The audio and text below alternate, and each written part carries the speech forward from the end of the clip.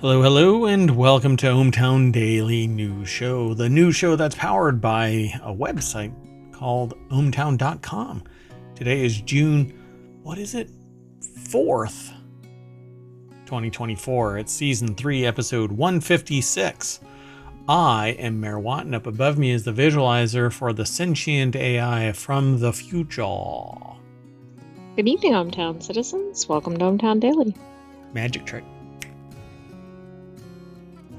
Yeah, I can turn my lights on. I have some lights that are up above me and I forgot to turn them off, so let me turn them off. Okay, well anyway, today we're going to be talking about who steals fire hydrants. Largest rock engraving explained, maybe, kind of, sort of. A Juror reports $120,000 bribe attempt. The OTK, it's called One True King Expo 2024. AI to predict pizza demand. Another baby formula recall. If I said that wrong, the comma was in the wrong spot.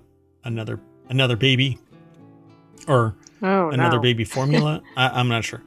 It's another baby formula recall. IGN Live 2024. Metal 3D printing in space. A lawyer impersonates a lawyer while on trial. And bubble-free booze. Sure, why not? All of that and more.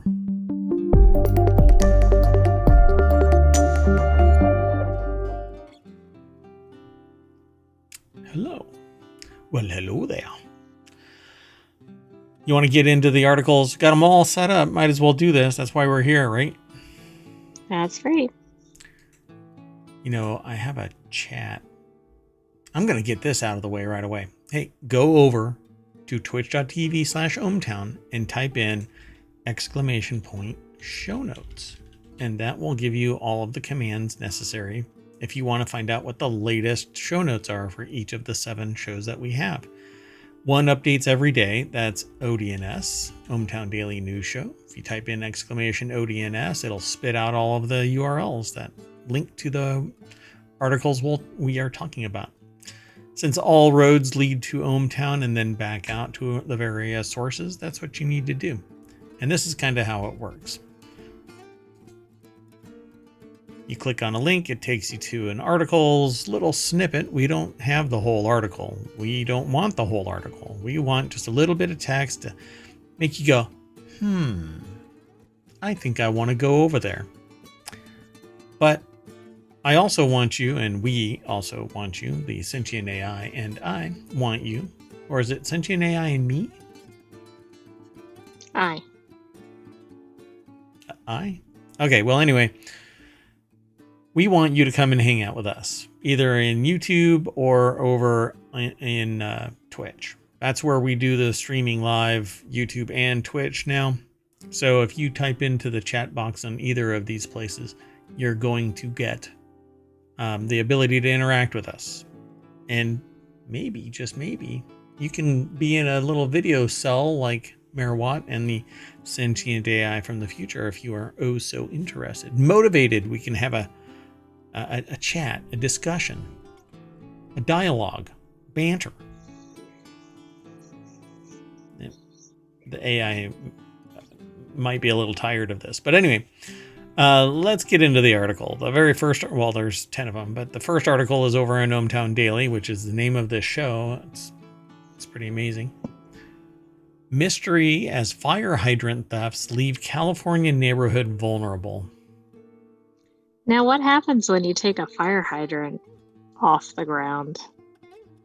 I thought that they're always under pressure. I thought so too. So how are they stealing these? I don't know. It's like the least likely thing that could be stolen, it seems like. What are they made of? Are they like made of magnesium or something? What are fire hydrants made of? I thought they're like die cast. I didn't look. Well, do they have to take the sidewalk with it? They're tough cast iron, it says. Yeah. So, well, there has to be some way to turn off the water and then somebody is yanking them, because it doesn't have to be in the sidewalk. It could be on the green side. That's true. Or what do they call that? The little green strip. And then they unbolt it and yeet it. But where are they turning off the water? Yeah, none of that makes it. That's called a road verge. I don't know what you want to call it, but okay. Weird. So let's go over to the article itself. It's over at newsweek.com. The video has absolutely nothing to do with the article's topic. I don't know why they do this. They have to do something, I suppose. Just do a still. Anna Commander, again, awesome name. She belongs in the Avengers, I think. Yeah, I think that the new Iron Man is Anna Commander. I mean, that is just an awesome name.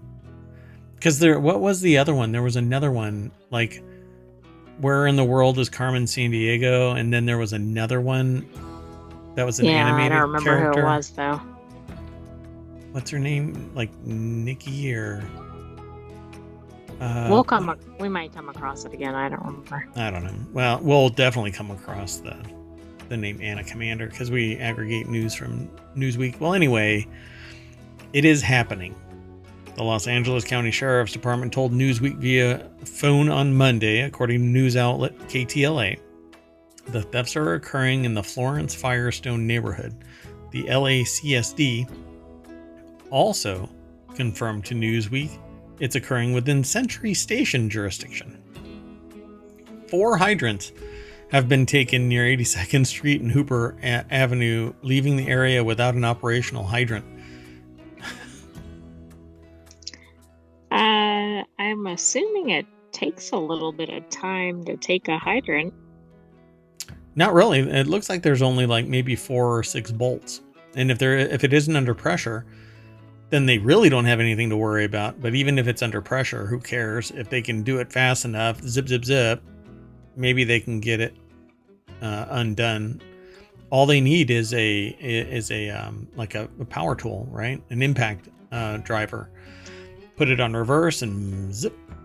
We actually recommended one, so maybe somebody took the ball and ran with it. Anyway, it was actually the reason why I chose this impact driver was so that it was cordless, so you could put it in your trunk with a battery.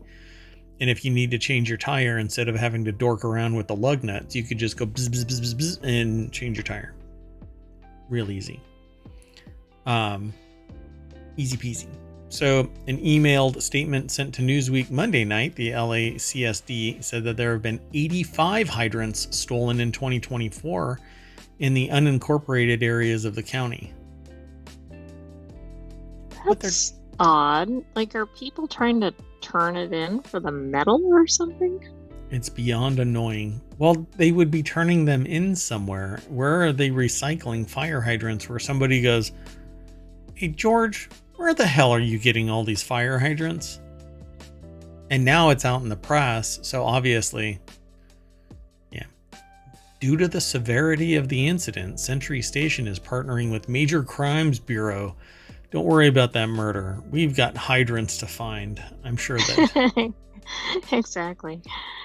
Castle would have a field day with this, as long as there's a murder involved. But according to NWS, the desert area highs could reach 98 to 106 degrees. Mountain and valley area is going to hit somewhere around 102.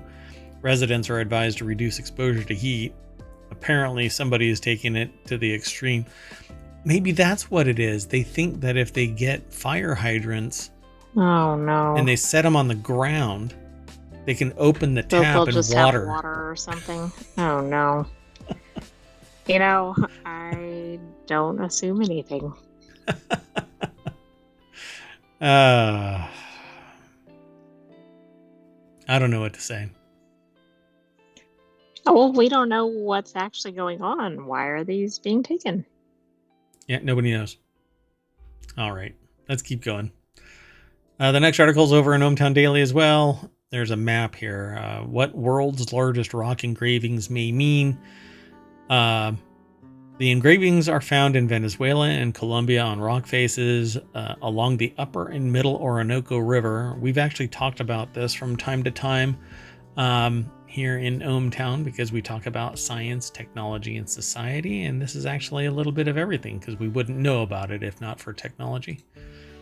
And we wouldn't know about it but for ohmTown. Yep, that's true.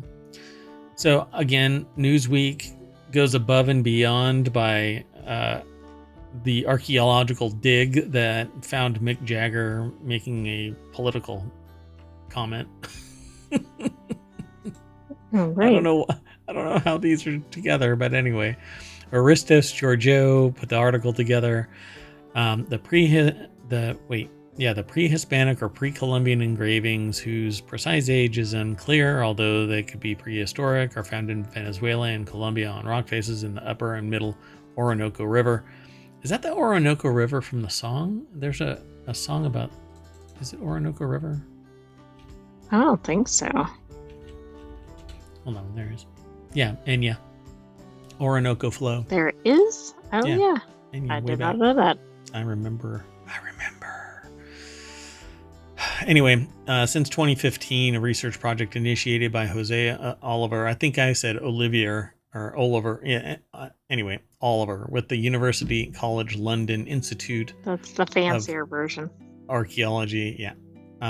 Has been trying to understand the pre-Columbian occupation and history of the region. Not job, but occupation as in like Occupy Wall Street, that kind of thing. People lived there and they did this, and they're trying to figure out why there's a 140-foot long snake. I'm pretty sure that somebody is going to equate it to the flow of a river, and where the dashes are areas where I'm trying to predict where these little dots are. These bends are places where you can cross. Oh, so, yeah, it could be. So you are here, and if you go back 5 bends, you'll be able to cross. However long that is, it doesn't matter. So let's find out. Researchers have produced a comprehensive database of more than 100 rock art locations in the region, incorporating known sites and new ones, featuring thousands of individual motifs, according to Philip Reris from Bournemouth University in the UK, one of the archaeologists involved with the project. So we think it's just the tip of the iceberg as far as rock art is concerned, which is going to be the name of my grunge band. Rock art. Sites can be a single painting or engraving, or they can have several hundred of these motifs. There is a huge range and variation.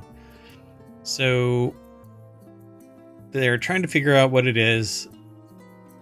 They say it's monumental, meaning that they stand in a prominent place in the landscape while featuring particularly large motifs using drone photography and other techniques.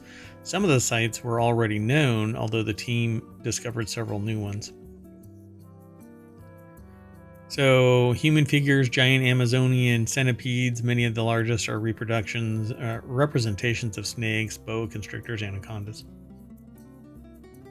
Is the plural for anacondas anaconda? No, I don't think so. Your audio's going wonky. Which play an important role in local indigenous beliefs. Yeah, I don't know. They don't really say what it is.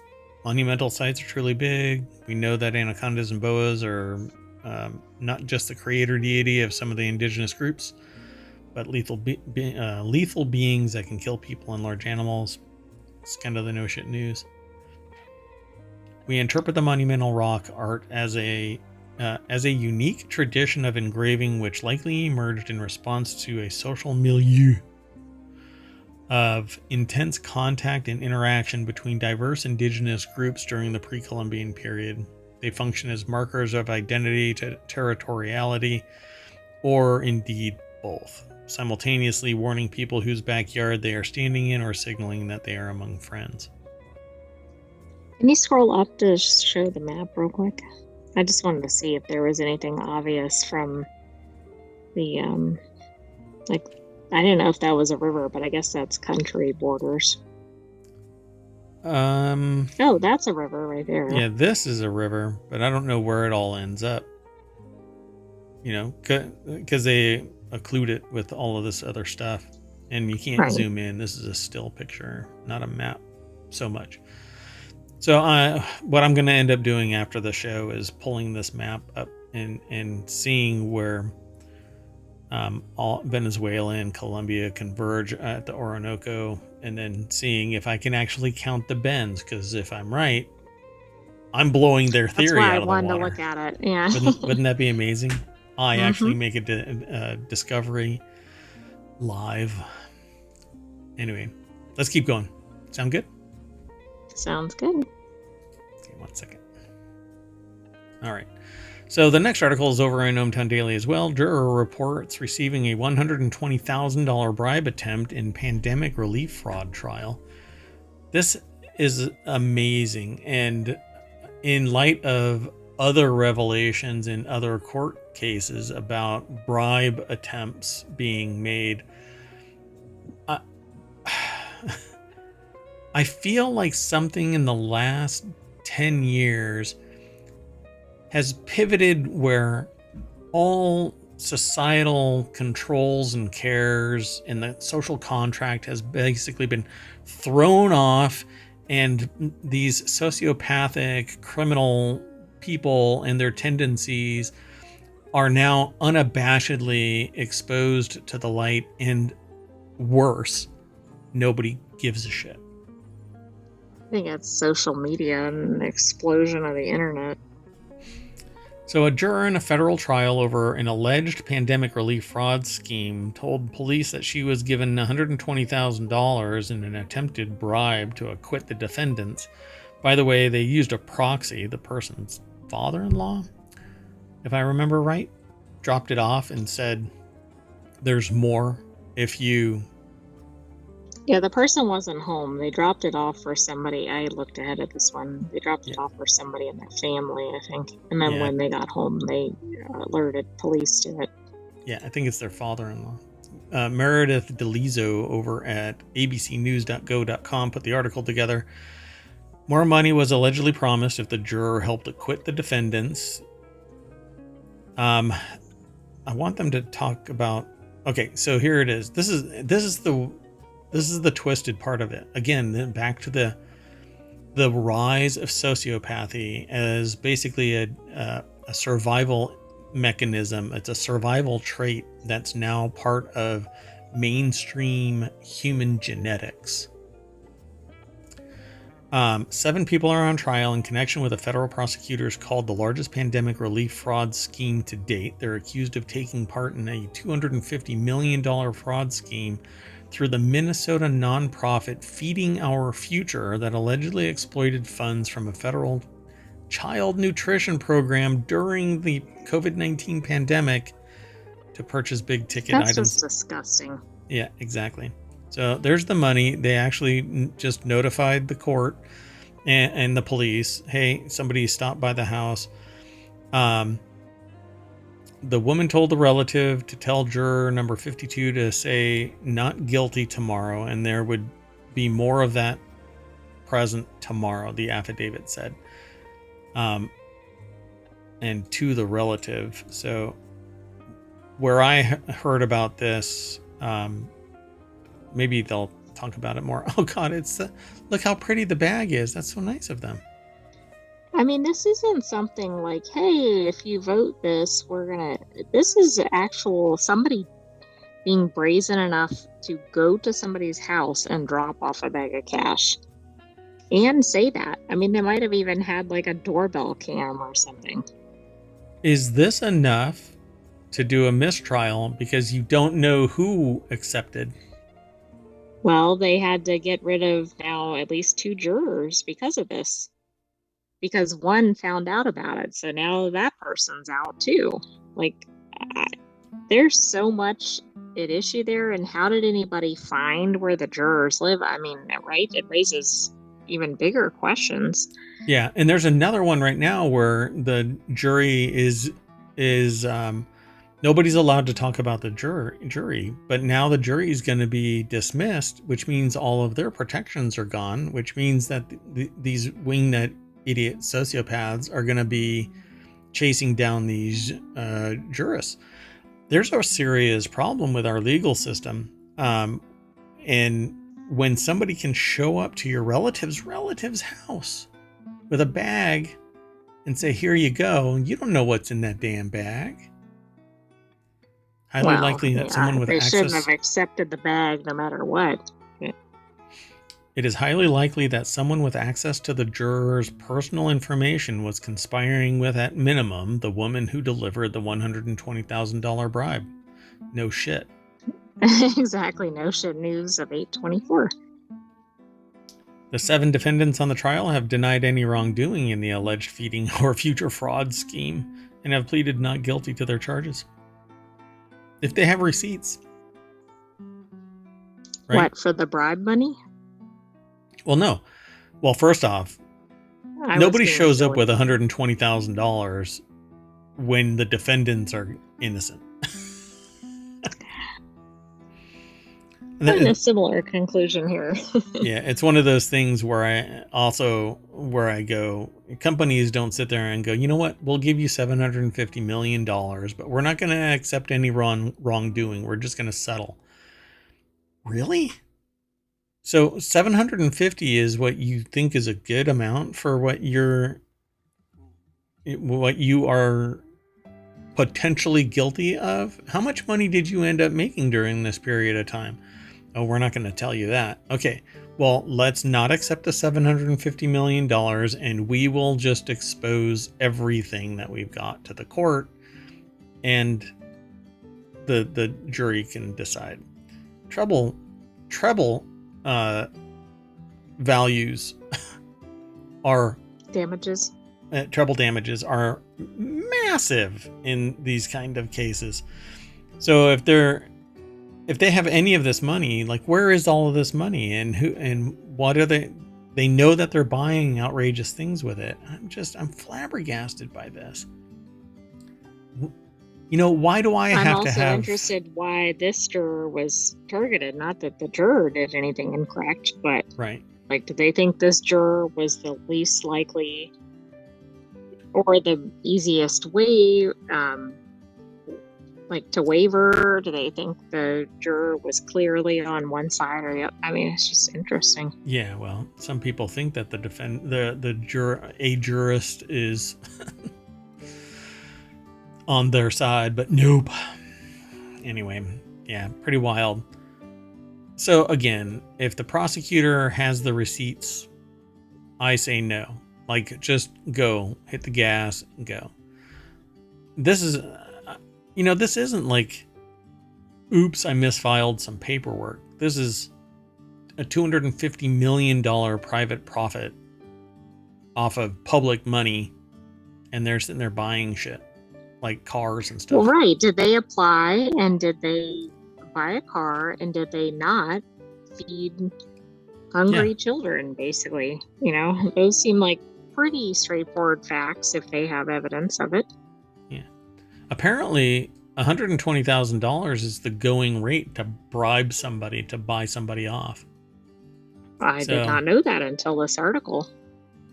Well, I mean, there is another court case where a similar amount, $120,000. Similar amount. Yeah. I'm like, where did that get determined?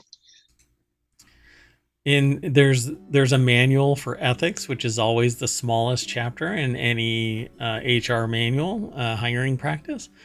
And then there's the sociopathic manual, where it says, there is a line there that says, if you're going to bribe somebody, the minimum really should be $120,000. That's the minimum. Right. Don't do 119.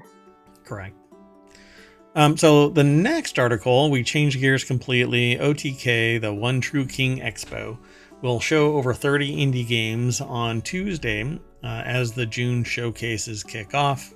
That actually took place today at 3 o'clock. I watched it, but I didn't stream it. I was doing some mayoral work, and then 3:30 rolled around and I was too late. So I will be streaming all of the rest of these things. I don't have anything else going on except for this, the Summer of Stream. I'm launching. Well, anyway, yeah, there's stuff going on too, but it's all related to ohmTown. So it says, just to be different, Sony initiated the gaming showcase season in May with its State of Play stream, but the bulk of the shows are this week and next week. First out of the gate is the OTK Games Expo on Tuesday, June 4th, but that isn't actually true. There was another one. Sorry, I'm trying to find it real quick. There have been others. Where is it?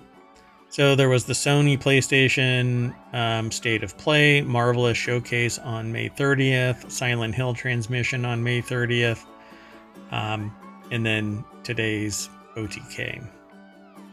So, and there's others that are coming, but most tomorrow. No, not tomorrow. On the 6th is Guerrilla Collective Online Showcase. And I'm not sure. There might be something else. I don't remember. But anyway, just want to... There is a lot coming down. So I hope that y'all are ready for this. Because I'll start streaming all of this stuff and making my own little commentary. Yeah. Like Summer Game Fest is on June 7th. Day of the Devs is on June 7th. Future of Play is on June 8th. There's a lot of things coming up. Yeah, it's a blast. The OTK Expo is focused on games from small teams with big ideas, and its participants include Blue Manchu Games, maker of Void Bastards and the upcoming Wild Bastards, and Apogee Entertainment. With Asmongold said, that is a name I haven't heard in a long time. Apogee has been around for a long time. And yeah, I wasn't expecting them to be part of this. But OTK is basically a bunch of streamers that put together this thing. The Reborn indie publisher whose stamp was on some of the most important games of the 90s. So they talk about over 30 games. Tyler Wilde published the article over at PCGamer.com. The 3-hour indie showcase will be broadcast live from LA. And again, it's already done, so you can go over to YouTube and go to Twitch and, basically watch the VOD.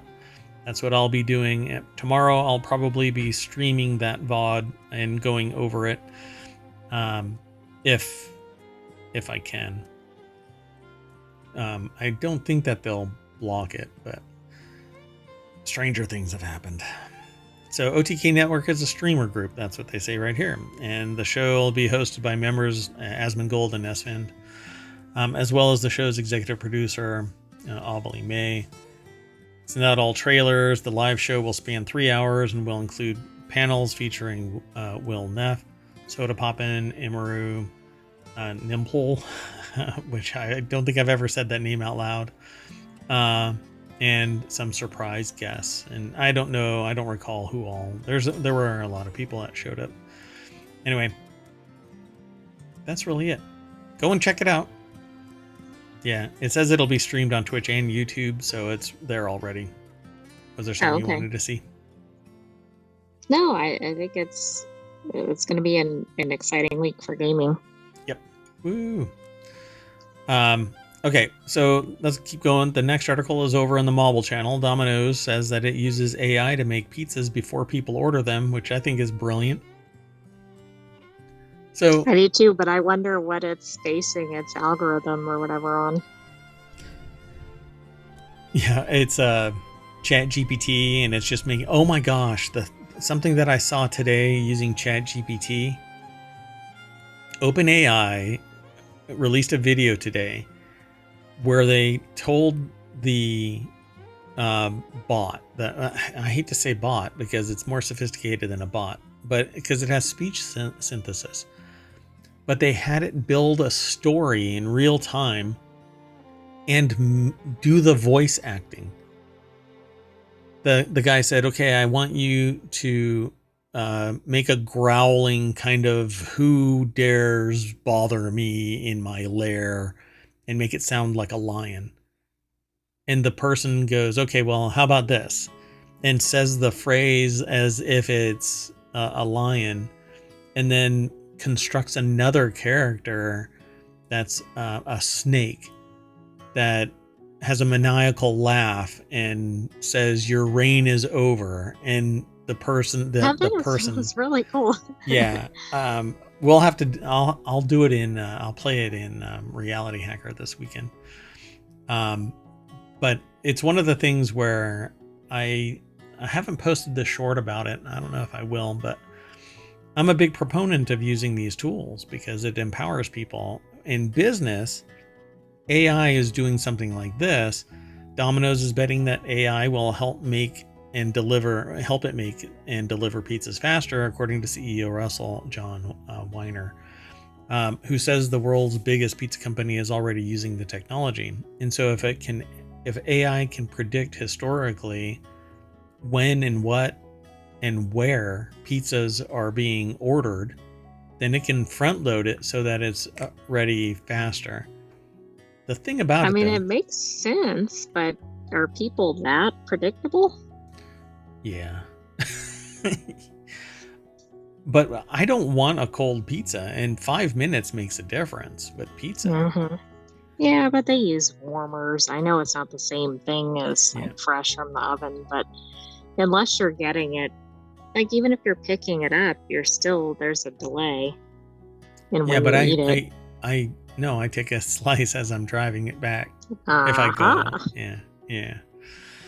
So pretty neat. The article is over at quartzqz.com. Francisco Velasquez is the author, and the deck statement says, our algorithm figures out you're ready to order and we start making it. Domino's CEO Russell John Weiner says.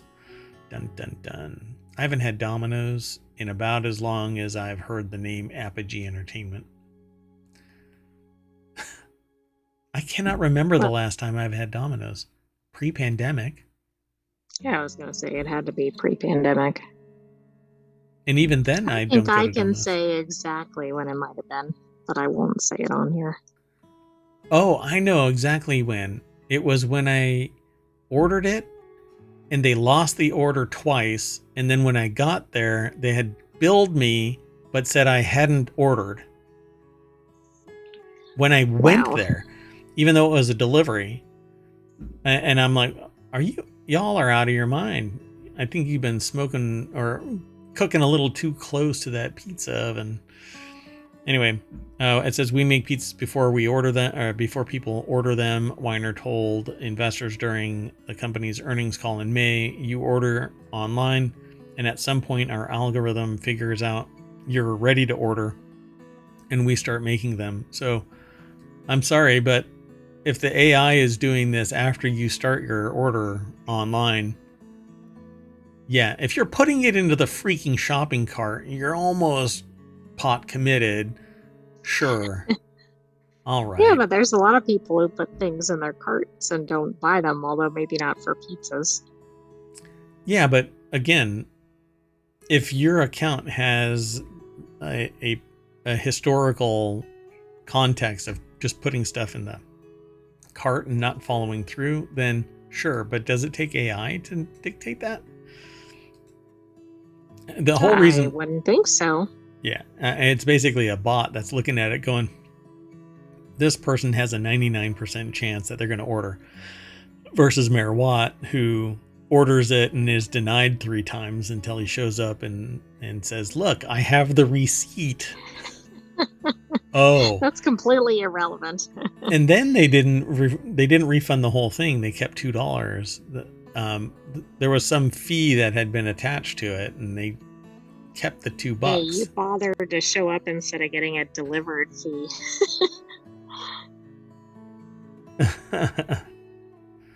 All right. So let me know if you hear that again. It might be me. So anyway, says that's not the most sophisticated Star Trek-like algorithm, but man, is that helping the business right now, Weiner says. That's exactly the type of focused CEO level communication that I want to get from the CEO. That's not the most sophisticated Star Trek like algorithm, but man, that's helping the business right now. All right. It's very professional speak. Exactly. Speak to your audience, I suppose. It's like just a bunch of stoners that are ordering pizza. So that means we're making pizza sooner. It means that we're bringing them out the delivery driver quicker. It means that we're losing them on the way. And then saying that you didn't. Oh, wait, never mind all of that part. Anyway, it means more run for them. It means more run for them, more tips. It means faster delivery for you, and that brings people back. Yeah, actually getting your pizza really does. Getting the pizza, not having to call and complain that it's not there, or where is it, or they lost your order. Yeah, that had to have been like 6 years ago. I think that was probably right before the pandemic. All right, let's keep going. So 5 years ago. All right, the next article is over on ohmTown Daily. Baby formula recall updates with warning of potentially fatal infection. Chronobacter pathogen has been floating around in these baby formula recalls now for several years. But this is not the same bad actor as the previous one. Formula distributed in Texas over the past 3 months may have been contaminated with a potentially fatal Chronobacter pathogen. The article is by Ayla Slisko over at newsweek.com.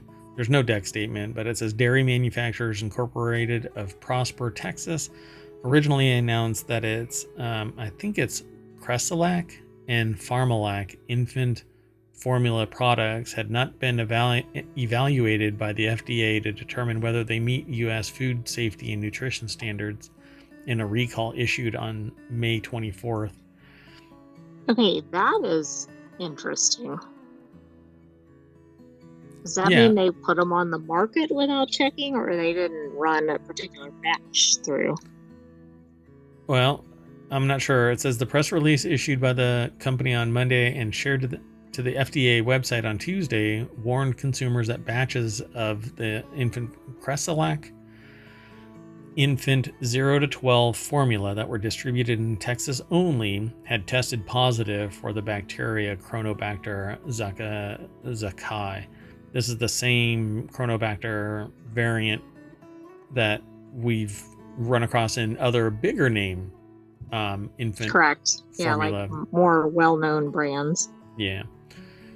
So they talk about what it is and what the symptoms are. Look, if your baby is sick after eating something, don't wait. Yeah, I hope you're not waiting for Mayor Watt to leave a PSA. The announcement goes on to say that its 12.4 ounce containers of Cresolac formula were distributed to retail stores in Texas primarily from March 24th to May 24. Sorry, March 2024 to May 2024. And it has an expiry date of 8/2025 with a UPC code of 850042408476 and a lot code of 24039 1CHE 352-1. I say all of those numbers because there is a podcast contingent that would hear this but not see the video. Well, this isn't a funny subject, but trying to remember all those numbers, it reminds me of the SNL skit. Yeah, just dial 5 and then 5 zeros, then 1772, then yeah. So they apologize, but it says non-compliance with FDA's safety and nutritional standards. And this is part of the problem that I had with the other past poor performers, which is nobody can enter this space without a massive amount of money to fit into the ecosystem of regulation. And parents around the United States and probably around the world in general are told, don't try to create your own formula. You can't do it. It's not going to be nutritionally holistic. But then if a company comes on board and tries to do it but can't meet FDA requirements, they bring it to the market anyway, and then they shit the bed. It crushes the ability of any other small-time provider to come online. Exactly. But I mean, how did this one even enter the market? Like, it's not a well-known company in this space. Yeah. Yeah, I don't know. I've never even heard of it. But then again, yeah. So again, if you have anything that's made by a company called Dairy Manufacturers Incorporated of Prosper, Texas, which is so generic that maybe that might be it. Like, maybe they're doing business as something else, or I mean, it just doesn't stand out. Yeah, and it's been well. Anyway, I won't get into it. So if you hear I don't know. I don't hear any thunk, so it might be something else. Okay, let's keep going though. The next article is over in the Warcrafters channel. All the games you can play at IGN Live. So IGN Live, one-of-a-kind summer fan event coming June 7th through the 9th, 2024 to downtown Los Angeles. Sorry. That is not how you pronounce it. What? Really? That's how it's pronounced. Los Angeles. Angeles? Is it Angeles? Angeles. I can't think of a way to Angeles. I'm trying to think how to change the emphasis. The downtown Los Angeles. Sunny Los Angeles. Anyway, it'll feature a ton of playable games that will join the exclusive reveals, trailers, celebrity panels, and interviews, and so much more from the biggest names in gaming and entertainment. So the article is from IGN.com, and they say, in fact, IGN Live will feature over 100 playable gaming stations from such hits as Ghost of Tsushima on PC, X-Defiant, The Rogue Prince of Persia, WWE 2K24, Topspin 2K25, Squirrel with a Gun, Persona 3 Reload, Like a Dragon, Infinite Wealth, Street Fighter, Power Wash Simulator, which that's the one that I'm actually interested in playing, even though I own it. Anyway, they say that they can't reveal everything, but you can click the links that are here and find out more. Squirrel with a Gun is probably the goofiest thing I've ever seen, but okay. It has the goofiest title. Yeah. Anyway, there's a lot more, and you can buy tickets, but you have to go through IGN. And to like get it's an in-person only event, right? It is. Yeah, they might be streaming stuff, but obviously the console gaming and stuff like that can't be done virtually. So that's true. Let's keep going. We've got 3 more articles. The next article is over in the Mobile channel. First metal 3D printing on International Space Station. Yay! One small S-curve deposited in liquefied stainless steel equals a giant leap forward for in-orbit manufacturing. This is the very first metal 3D printing aboard the International Space Station, which took place last Thursday aboard ESA's Columbus Laboratory Module. Pretty cool. Absolutely. I mean, doesn't this completely change the nature of if they have to do a small repair or something, they can just print a piece? Yep. This is the beginning. And now you just have to keep on scaling up. The thing that it doesn't suffer from, though, is gravity. Not to the same degree that here on Earth. So deposition can actually be because it's layers and layers and layers. The deposition could be stronger, could be better. It could be more pervasive, like each weld part could go deeper, or it could amalgamate more cohesively. So it could be stronger. Now they have to test this thing to see if it does actually act stronger than a terrestrial 3D print. Because 3D prints sag. No matter what you do, no matter what it is, they sink a little bit because when they're molten, gravity pulls them down, pulls the puddle down. But in space, there's no well, there's minimal gravity. There's always some gravity somewhere. It may not be profound enough to detect it, but it's still there. So it's really neat. This S-curve is a test line, successfully concluding the commissioning of our metal 3D printer. So yeah, what are they I think this is interesting timing because I thought the ISS was going to, bye-bye. Be It's being decommissioned. Decommissioned. I couldn't think of the term. Yeah, it's going to get plopped into somebody's backyard. We're going to actually end up talking about that at some point. Not in this show, but some more people have found space debris in their backyards from the same ship. Yeah, that is really outrageous. Yeah, what goes up must come down. It needs to come down in smaller parts so that, like that wooden satellite is going to come down and burn up because there isn't any big chunks anymore. Anyway, the success of the first print, along with other reference lines, leaves us ready to print full parts in the near future. We've reached this point thanks to hard efforts of the industrial team led by Airbus Defence and Space SAS and Cadmos User Support Center in France, from which print operations are overseen from the ground, as well as our own ESA team. Yes.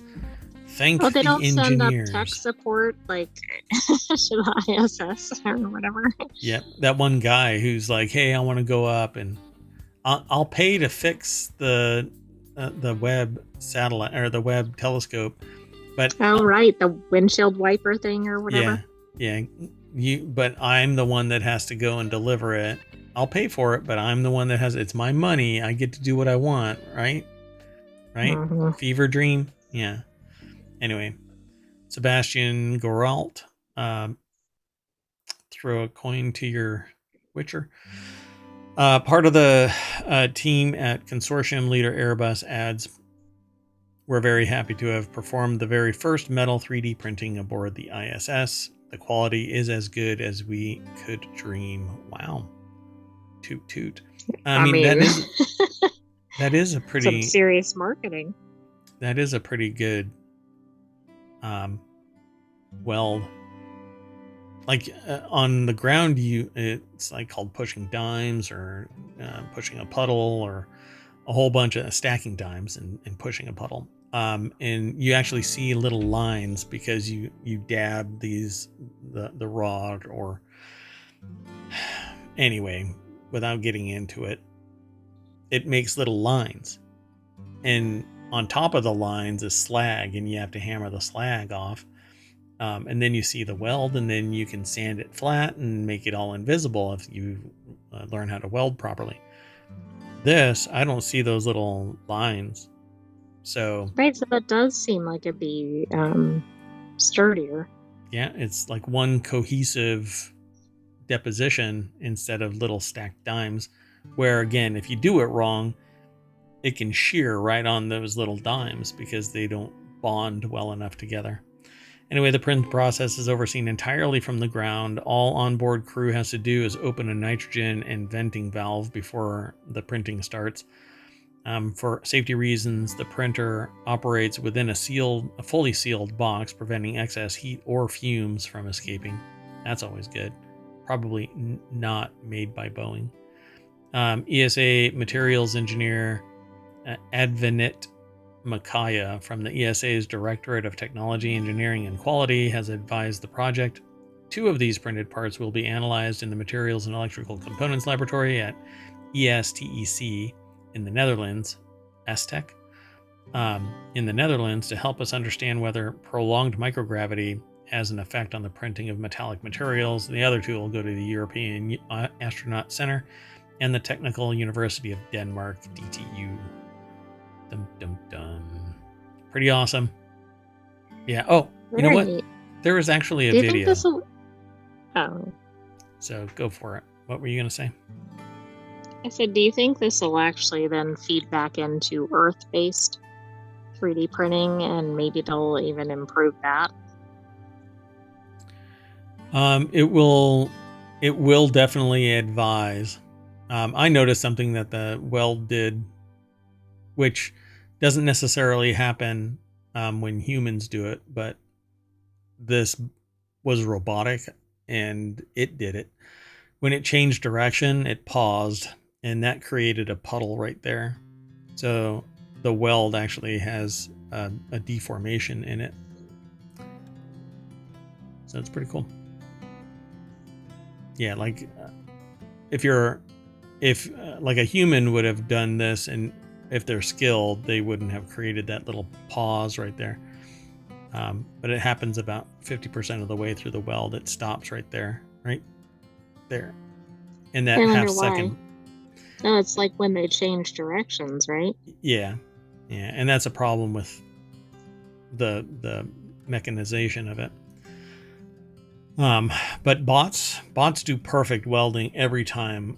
Like humans get tired, fatigued, but a bot can sit there and do welds all day long, never stopping.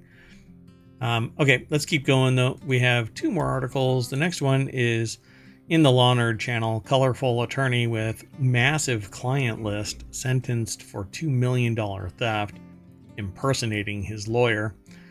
A New Jersey lawyer was sentenced to 5.5 years in prison Thursday for stealing more than $2 million from his clients. But that's not the kicker. After he was charged impersonating his lawyer in a written letter to a bank, Deborah Kassens-Weiss from the ABAjournal.com website put this article together. Does that make sense?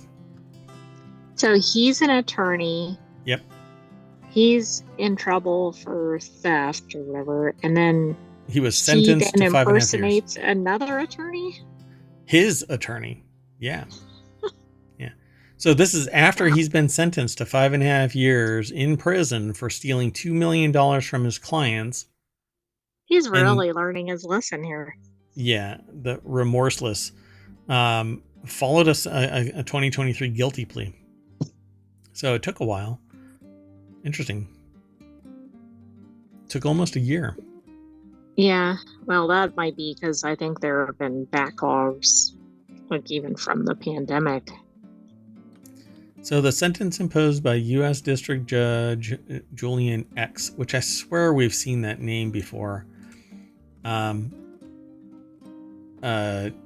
Julian X. Niels of the District of New Jersey also required payment of $2.05 million in restitution and $550,000 to the IRS for Lisa's failure to file tax returns from 2015 to 2022. Law 360, Jersey Journal, Above the Law are among the publications with coverage. So I think that's all kind of crammed into this. While they were on pre-trial release, Lisa impersonated his lawyer in a letter to a bank that misrepresented the status of the case, prosecutor said. Lisa sent the letter while applying for a $22,000 loan. I think they have a problem. This isn't just criminal enterprise. There is a You're right. problem here. Lisa had successfully petitioned the court to release him before his guilty plea to clear his massive client list. Lisa appeared in court with a new client, which put Lisa back behind bars. This person's obsessive about something. Yeah, I agree. Wow. Okay. And there was a lot to this. There's more over here. Yeah, it's weird, right? The Jersey Journal described Lisa. Underlying thing. Yeah. The Jersey Journal described Lisa as a colorful Jersey City attorney who represented accused killers, violent predators, and even the Newport Easter Bunny, a man playing the Easter Bunny at a mall, accused of becoming involved in a brawl with an unhappy father. Lisa. Okay, that part's funny. Lisa, quote. Wait, can you imagine seeing the Easter Bunny in a fist fight? Yeah, actually I can. That would be hilarious. Lisa, quote, was known to carry an active caseload that numbered in the hundreds, the Jersey Journal reports. I think the person's just an adrenaline junkie and needed to push way hard, and then getting caught was part of that thrill. But I don't know. I'm not a psychologist. But they were hired to recover Yeah. money, and then From it looks offshore like bank they might have accounts. recovered it, but maybe to their own bank account or something. Lisa successfully obtained more than $6 million of the family's money in 2015, but falsely told the family that he hadn't recovered anything. Then in 2017, Lisa gave the family $4 million while falsely claiming that the other $2 million was beyond his control. So it was actually It might have one. been. He'd already spent it, right? Yeah, quite fascinating. Huh. So I wonder how did he actually get caught? Because if he got any money and gave it to them, he was the conduit for proof that it was this, that, or the other, or whatever the amount is. Wild. Well, I'm guessing they went to the police and said, we've hired this person and they're driving around in a new Ferrari or whatever, and we don't have any money. Wow. All right, let's keep going. Last article. In the order of the grape, who let the fizz out? Why bubble-free booze is on the rise. PJ Loughran is plenty familiar with dehydration while working for Superfly, the company that produces Bonnaroo and Outside Lands music festivals. He saw firsthand the rigors of long-haul partying. People start drinking in the early afternoon and keep going until the sun comes up, though water stations are plentiful. Remembering to hydrate is hard when happy hour is every hour. I kept thinking it would be amazing if somebody created a Gatorade with booze or something that encouraged better hydration. He iced the idea until the pandemic when his entrepreneurial friend Jake Vogel, who worked in the boating industry, approached him to brainstorm businesses, including some trademarked names. Okay. Joshua M. Bernstein. But I didn't know a lot of booze had fizz in it. I mean, some certainly does. I mean, carbonation is in like beer and stuff, but whiskey and all that, that's none of that's carbonated. Wine has, well, no, I mean, wine like champagne, right? Champagne, but not yeah. regular wine typically. Sparkling stuff has carbonation in it. So people start drinking in the early afternoon. When people first try flavors of no sugar funny water like watermelon, a common refrain is that drinkers hate bubbles, says Loughran, the company's co-founder and chief brand and marketing officer. They would drink this all the time, but they didn't know it existed. So they created 3.75% ABV funny water, carving a new niche in non-carbonated alcoholic drinks that, unlike wine or most cocktails, aren't too strong. So it's like lower alcohol content and it's not carbonated. Yeah. It's interesting. These are interesting days for carbon dioxide. Drinkers fetishize crisp pilsners topped with foamy poofs, while hard seltzers still bubble across a $3 billion landscape. These prickly bubbles, which don't tickle everyone's fancy in carbonation, can trigger acid reflux. Bloating and burping are proof that life's not always a gas. There's more, but it's interesting because most of the stuff that's not carbonated are whiskeys, harder, and wines have tannins and things that give you a headache on the other side. So if you're not drinking wine all day. You're drinking like spritzes and stuff like that. Right, which are carbonated. So this is interesting. So kids in the 2010s who are now coming of legal drinking age, all right, grew up with flavored waters as the norm. Generation Z is simply not as conditioned to carbonation. There's a huge demographic that can now drink alcohol. So yeah, let's prey on the young. Oh, no, sorry. That's not what it says in the article. I mean, I don't know that carbonation really serves any health benefits or whatever, so I guess I'm not opposed to that change, but it's interesting. So this is really interesting because what they hinted at earlier was a Gatorade-like drink that gave back nutrients and wasn't carbonated. In 2019, a trio of University of New Hampshire graduates founded one of the first bubble-free booze companies, Noka, a portmanteau of non-carbonated, as a counterpoint to then ascendant hard seltzers, which is the stuff that we were just talking about. That's what everybody drinks. That's what everybody knows, carbonated everything, except for wine. Noka now offers 4 different electrolyte-enhanced brands based on popular, typically non-carbonated beverages. They include Weekend Water, Live-In Lemonade, 8% ABV Breezy Tropical Juice, which is probably on the higher side of the ABVs, and Two Turnt Tea. A collaboration with social media star Two Turnt Tony is what Two Turnt Tea is from. And I don't know who Two Turnt Tony is. Anyway, for every person who likes hard seltzer, there's going to be one who doesn't. It's interesting, but I think those kind of drinks would be boring for me. It seems like it. It seems like the carbonation is what gives it some oomph. Yeah. So now there's other companies that are researching it as well. It's not a cheap, easy market to get into because you have to have, well, first off, a liquor license, but you have to have the ability to produce the booze. In most states, you can produce beer. You can't distill anything.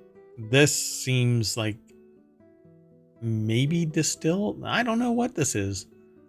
What is this? It's a disruptor, right? It's like it's going to create a new category of alcoholic beverages. But it's alcohol with fruit juice,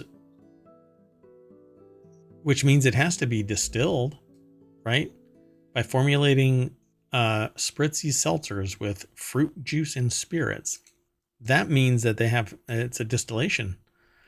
So then they throw in fruit juice, and since it's flat, they don't really have to contend with any of that carbonation garbage. Mm-hmm. Wow, this is actually pretty interesting. Anyway, it's not that hard. It's just time consuming to spin up a distillery, by the way. It's not that expensive. It's not that laborious. It's nothing more than time. And it takes years to get it going.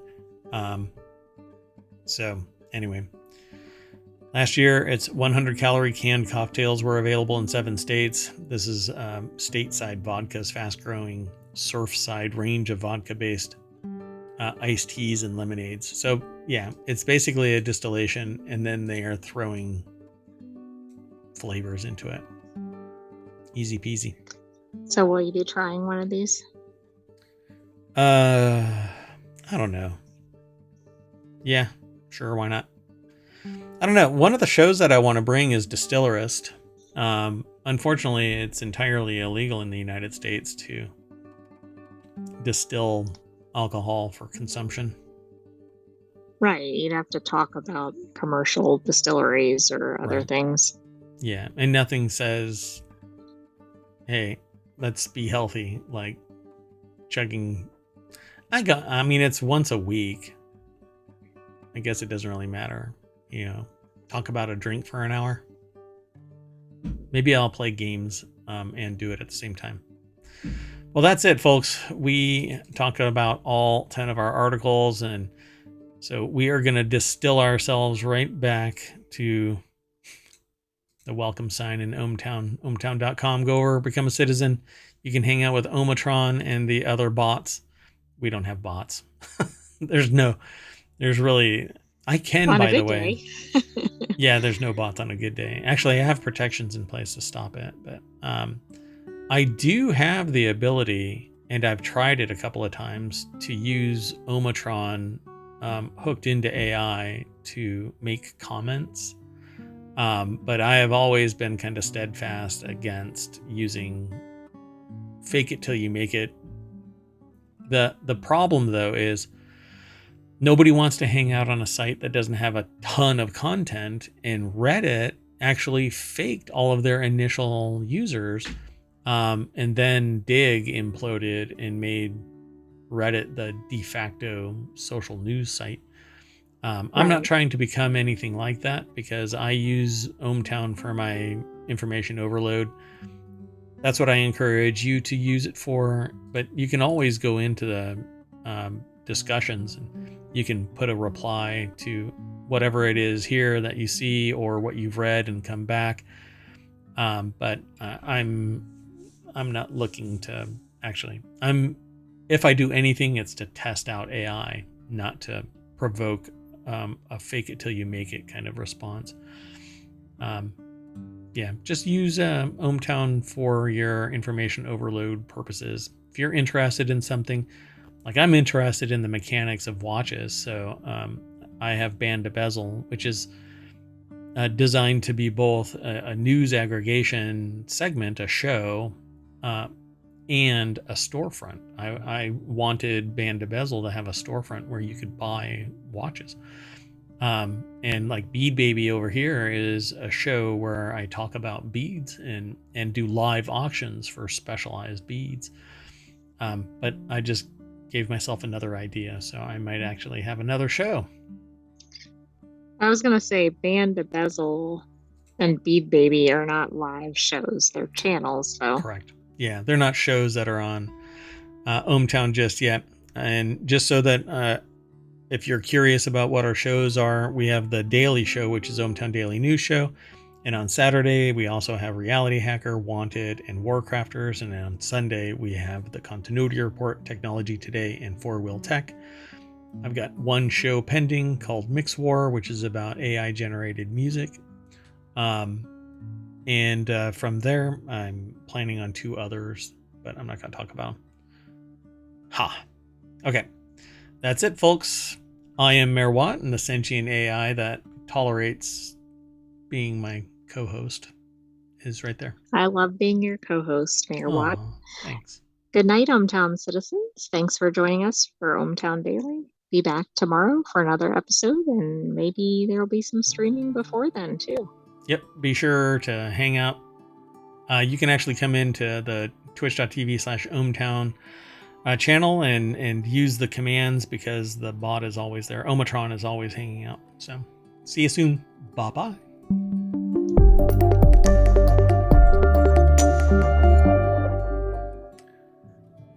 Maybe I'll go get a drink.